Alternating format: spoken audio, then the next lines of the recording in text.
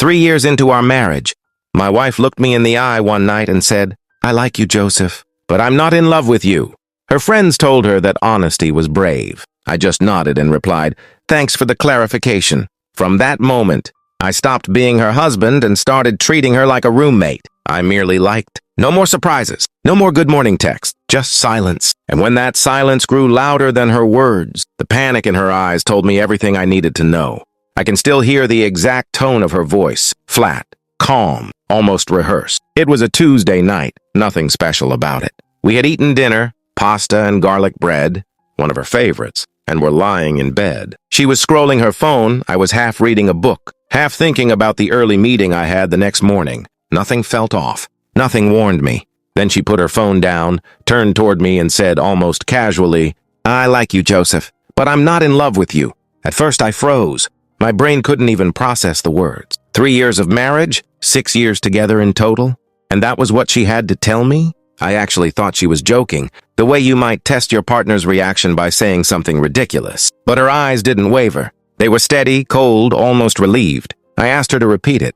Not angrily, just because I couldn't believe it. She did, slower this time, as if explaining a difficult truth to a child. The funny part? She expected me to thank her. She said her friends told her that honesty was brave, that admitting when the spark was gone was better than faking it, that most people would live in lies, but not her. I didn't feel grateful. I felt gutted. I remembered our wedding day, the way she cried walking down the aisle, the way her hand shook as she slipped the ring on my finger. I remembered our first apartment, eating pizza on the floor because we didn't have furniture yet. I remembered how she once told me I was her safe place, her forever. And now, 3 years later, I was nothing more than someone she liked, like a coworker, like a neighbor you wave to, like a stranger on the bus you don't mind sitting next to.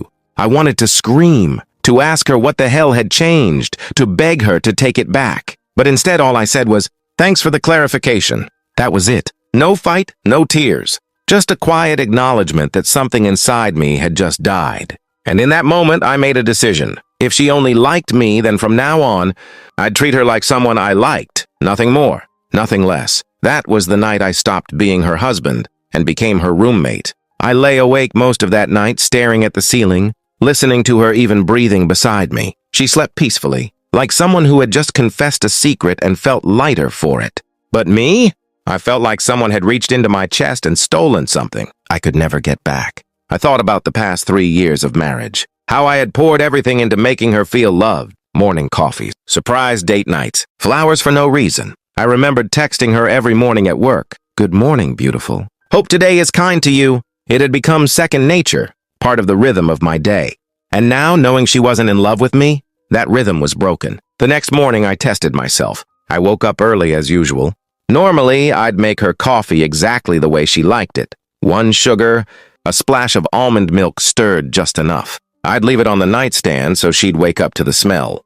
But that morning I didn't. I just showered, got dressed, and left. No kiss on the forehead. No "have a good day, honey." No text once I got to the office. It was harder than I thought it would be, almost like cutting off an arm. But I reminded myself she didn't want my love. She wanted honesty, so I was being honest. From that day on, my silent decision was set. No more surprises, no more good morning texts, no more picking up little gifts on my way home, no more giving love to someone who had already told me she didn't want it. She drew the line with her words. I decided to match it with actions. It's strange how quickly love can turn into logistics. Within a week, our marriage had shifted into something transactional. I washed the dishes. She did the laundry. We split bills evenly, even though before I'd always taken care of more without thinking twice. Grocery runs became a shared responsibility, not an act of care. Our conversations shrank into brief exchanges. "Did you pay the internet bill?" "Yes." "Can you grab milk on your way back?" "Sure." Gone were the playful texts. Gone were the late-night cuddles while watching Netflix. Gone were the spontaneous hugs in the kitchen. The intimacy didn't die with a fight. It died with her words and my silence that followed. At first, she seemed relieved, almost smug, like she thought she had unburdened herself of a lie, and that I'd thank her for being brave, she thought. I'd keep doing everything I used to, just without the weight of expectation. But that's where she was wrong. I didn't fight her. I didn't chase her. I didn't beg her to stay in love with me. I just withdrew. I think that's when she first realized what she had lost. Not just my affection, but my presence. The warmth that had been constant in our home. And for the first time, she looked unsettled, because now she was living with exactly what she had asked for. She told her friends what happened. I know because I overheard her on the phone one evening. I was in the living room scrolling through my emails when I caught bits of her conversation drifting from the bedroom. They praised her. "You were so brave to tell him. Most women would just pretend." Another said, "At least you're living your truth." I wanted to laugh and scream all at once. To them, this was some feminist victory march. To me, it was a knife in the gut. When she got off the phone, she gave me this little smirk, like she wanted me to thank her again for her courage. I looked up at her and said, "Did you tell them I said thanks for the clarification?" For the first time, her face faltered. Just for a moment, her confidence cracked. Maybe she realized I wasn't breaking down like she expected. I wasn't begging her to explain. I wasn't even angry. I was just done. That shook her more than my tears ever could have. Weeks passed, and the space between us widened. I stayed longer at the office, joined coworkers for drinks, started going to the gym more often. Anything to avoid coming home to a stranger I used to love. She noticed. She asked, "Why don't you text me during the day anymore?" I shrugged. "We're roommates." "I don't text my roommates." Her face fell. She asked, "Why don't we go out for dinner like before?"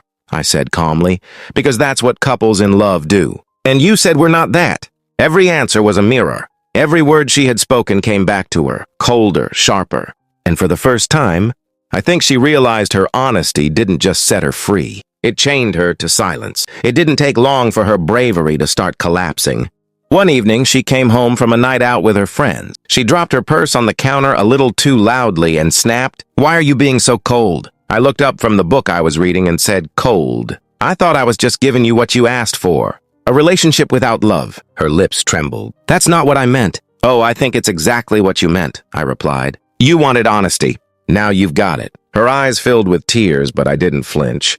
I didn't comfort her, because I realized in that moment, the weight of her words was finally catching up to her. And for the first time since that night, she didn't look brave. She looked terrified. The silence began to eat at her. She started trying small things. Cooking my favorite meals again, leaving little notes on the fridge, suggesting we plan a weekend trip like the old days.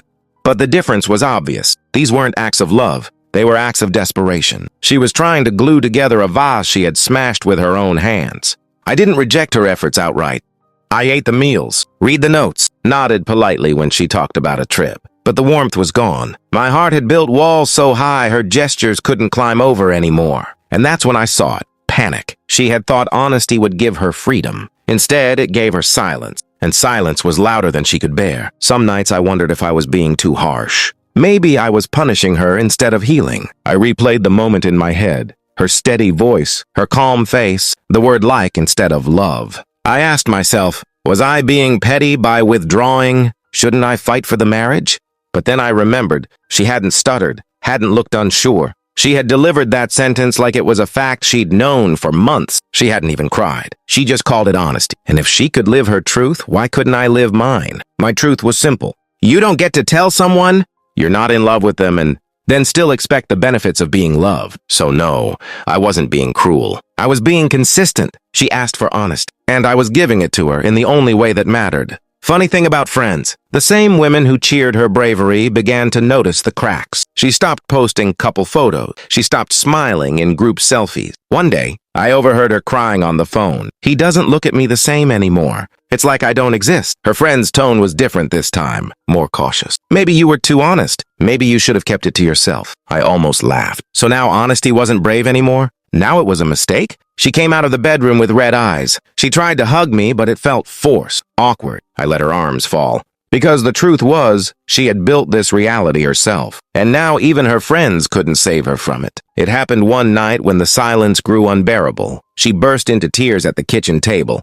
I didn't mean it the way it sounded. I felt lost. My friends told me to be honest. I thought it was the right thing. I sat across from her, calm. And now, I don't want to lose you, she sobbed. I thought being honest would fix us, not break us. I wanted to believe her. But honesty without love isn't noble. It's cruelty. I looked her in the eye and said, you can't throw words like that at someone and then decide they don't count. They count. They always will. She cried harder, but I felt nothing. Just tired, The truth finally dawned on me. She hadn't fallen out of love because the love was gone. She had fallen out of love because she was chasing a fantasy, the illusion that passion should burn forever like the first months. Her friends told her bravery meant confessing when the butterflies faded. But real bravery? Real bravery is choosing to stay, choosing to love even when it isn't exciting, choosing loyalty over novelty. She hadn't been brave. She had been reckless. And now she was staring at the cost, a husband who no longer felt like hers, and a marriage hollowed out by a single sentence. She begged me to forgive her, to go back to how things were, but I couldn't,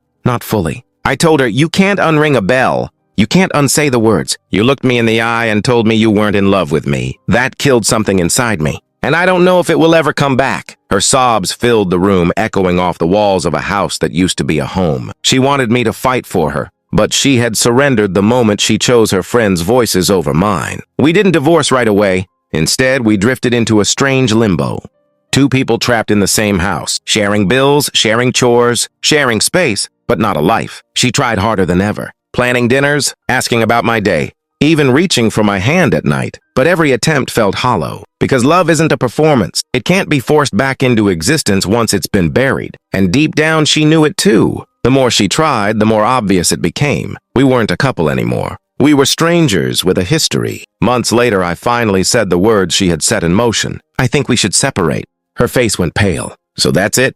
You said you weren't in love with me," I replied. "I just finally caught up to your honesty." She whispered, "I thought you'd fight for me." I shook my head. I did. For 3 years. But love isn't a game. You can't walk away from it and then ask for it back like nothing happened. That was the last real conversation we ever had as husband and wife. Looking back, I don't hate her. I don't even hate her friends who cheered her on. I just learned something priceless. Love doesn't always die in a dramatic explosion. Sometimes it dies in a single sentence spoken too casually, too coldly, without thought of the damage it will cause. She thought honesty was bravery, but real bravery would have been staying, choosing, fighting. As for me, I spent 3 years building a life with someone who treated me like scaffolding, something to hold her up until the real structure was finished. And when she thought she could keep the benefits of love after rejecting it, my silence taught her the truth. Because sometimes silence screams louder than words ever could. Thank you for listening to this story of honesty, silence, and heartbreak. Sometimes the people we love mistake selfishness for bravery, forgetting that words can wound deeper than betrayal. She thought her honesty would free her, but it only trapped her in silence. Real bravery isn't walking away when love feels heavy. It's choosing to stay, to fight, to build. If this story spoke to you, share your thoughts in the comments. Would you have stayed and fought, or walked away like he did? Don't forget to subscribe and hit the notification bell, because every story here is raw, real, and unforgettable. This was Lies and Regrets.